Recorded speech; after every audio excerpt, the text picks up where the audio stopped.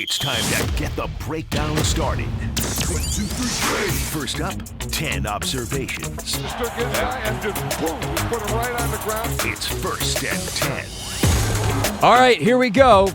Number 1. And the most important thing, honestly, from the Commanders game against the Patriots is not the Commanders and Patriots that played. It's the Commanders that didn't.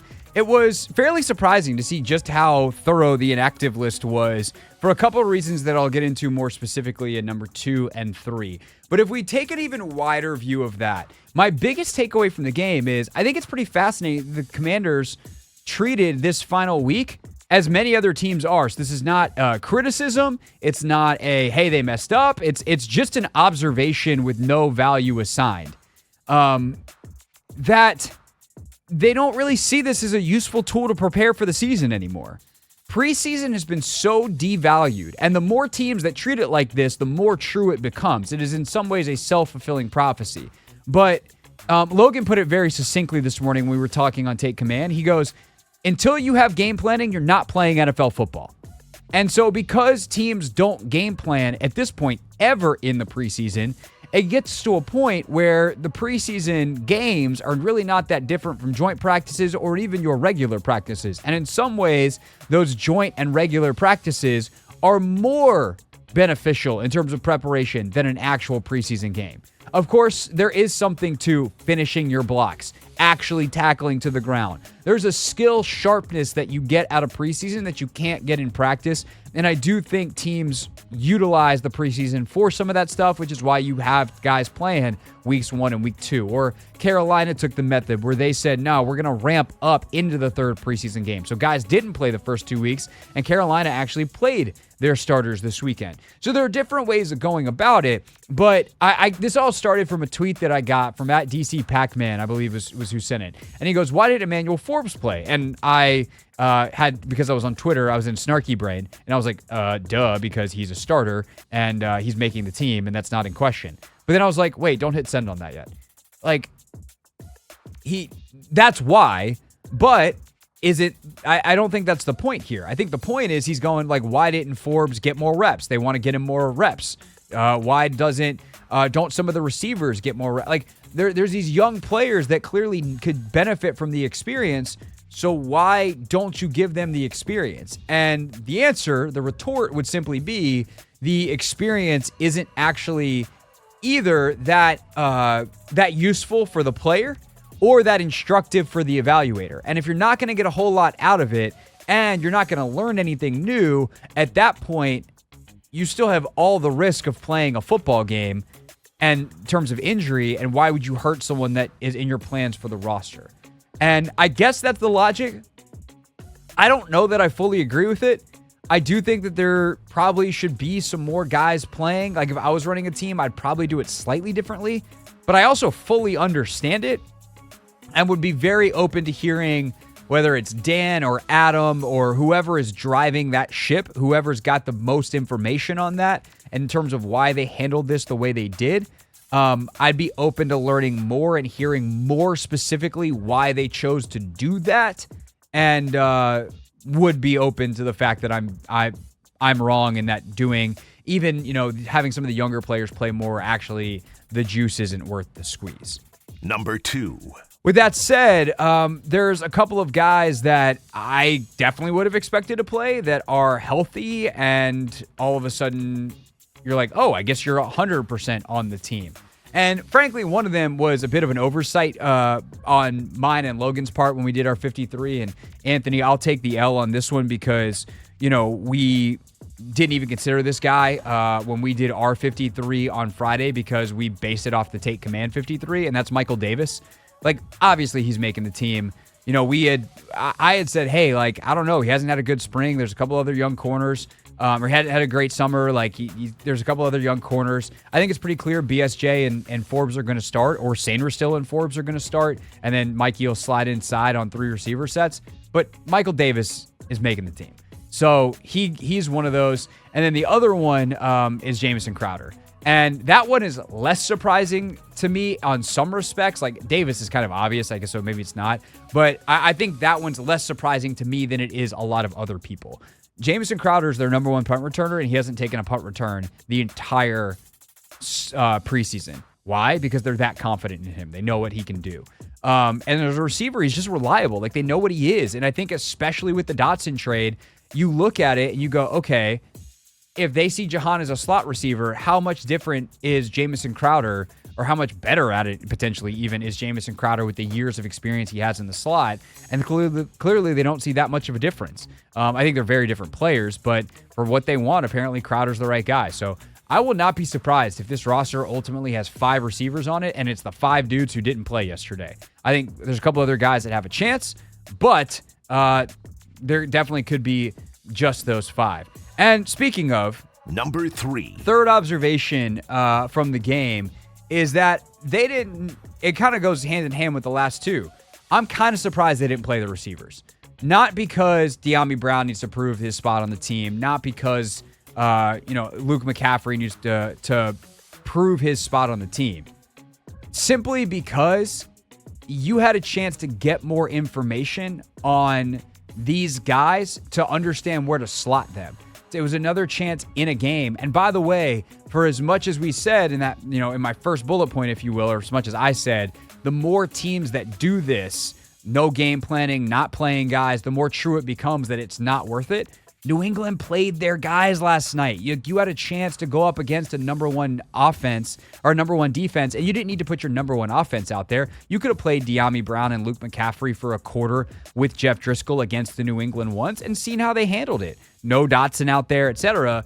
And that would have been a good data point to decide playing time. But they clearly feel like they have a really good assessment of where everybody is. They chose to not do that. I thought that was interesting. Again, I'm not going to sit here and arrogantly proclaim that they're wrong by any stretch of the imagination, because they have more information than me. And this is one of those situations where I look at the information they have and go, I just got to trust them on this one.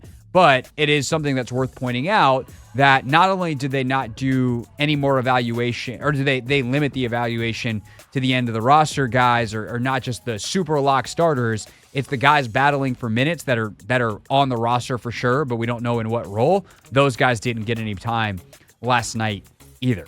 Number 4. So the guy that everyone's going to want to talk about today, and for good reason, is Martavis Bryant.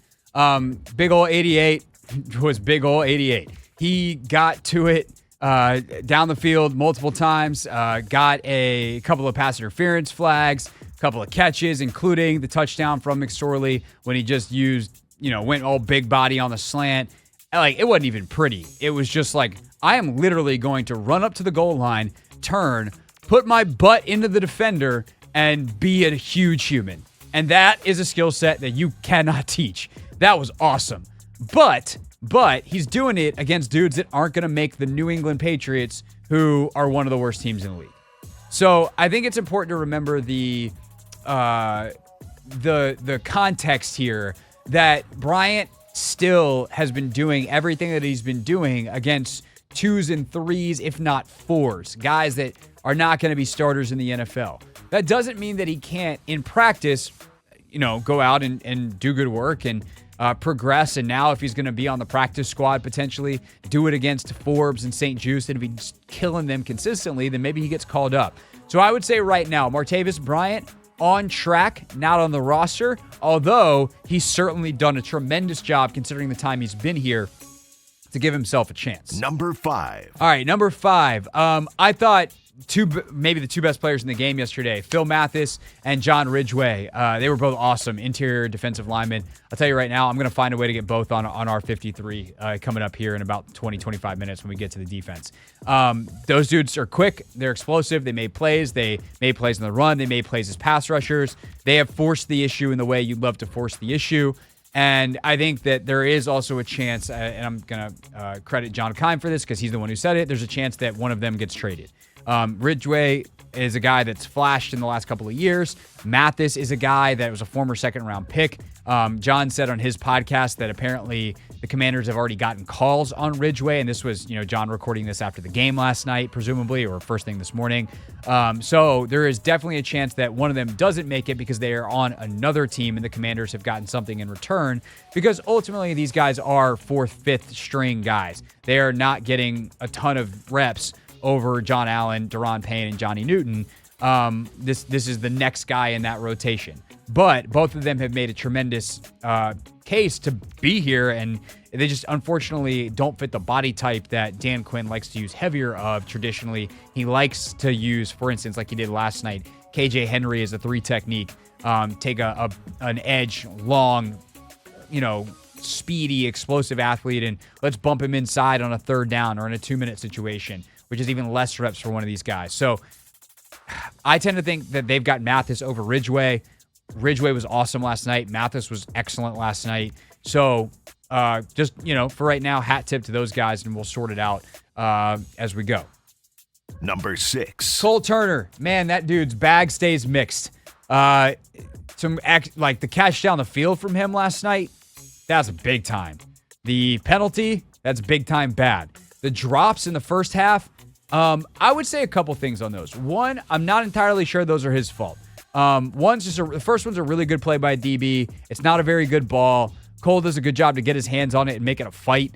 But I don't really put that, that's not a negative on Cole Turner by any stretch of the imagination. The second one, it depends on who was right. It's a miscommunication between Driscoll and Turner. One seems to be reading man, as Chris Collinsworth said on the broadcast. The other one's reading zone. And, well, if Cole Turner read it correctly, then that's on Jeff Driscoll. And if he didn't, that's on Cole Turner. But and that ball's thrown with 0 touch. It's just a flamethrower outside of Cole Turner. It's not great. But I also think when Dan Quinn said after the game, there's guys that were tight early on, and they played better in the second half because they played a little bit more relaxed, and they just wanted it so bad. I think Cole Turner falls into that camp. And so if they think that Cole Turner, they can get in a better headspace when it's not this hey, dude, your job is on the line today game, then maybe, or he learns from this and they think that's good enough. He's done enough in camp to make it interesting as a 4th tight end. I don't know if that's ultimately good enough to get him on. We're going to play with the numbers here in a sec, but damn, that dude's got a mixed bag last night in that game. Number 7. Kaz Allen. Everyone wants him to be on the team except for me. Nothing personal to Kaz. He just doesn't do it for me. For all the, yes, do we know he's twitchy and explosive and there's quote-unquote potential, but he hasn't actually done it. I've watched a lot of dudes in preseason that are special athletes that go out and produce. Rashad Ross, my era on the beat being number 1, right? Rashad Ross would go out and make plays. And then when he finally got in the league, he had a kickoff return for a touchdown. He had a long touchdown. And yeah, he made a ton of mental mistakes and drove coaches nuts. But at least you'd sometimes go, oh, that's why that dude's on the team. Steven Sims, a couple years ago, the punt returner. He'd show it. You'd be like, oh, that's why that dude's on the team, despite all the other stuff that drives you nuts sometimes. Kaz Allen has yet to actually make a big, giant play as a running back, as a receiver, as a returner, and last night was more of the same. So I'm out on Kaz Allen for the 53 if they want to keep him, developing him and try to teach him how to read blocks better and stuff like that and unlock his athleticism. I'm perfectly fine with that. I'll probably put him on the practice squad, but I'm not putting him on the 53.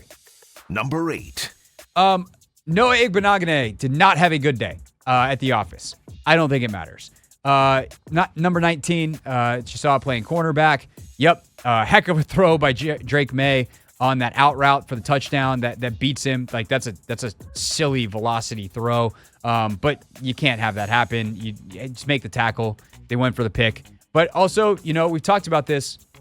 There's some routes they want these guys to jump, and if you get beat by the throw, then you get beat by the throw, and you're supposed to have help behind you, and there should have been someone else behind him. That should have not been a touchdown.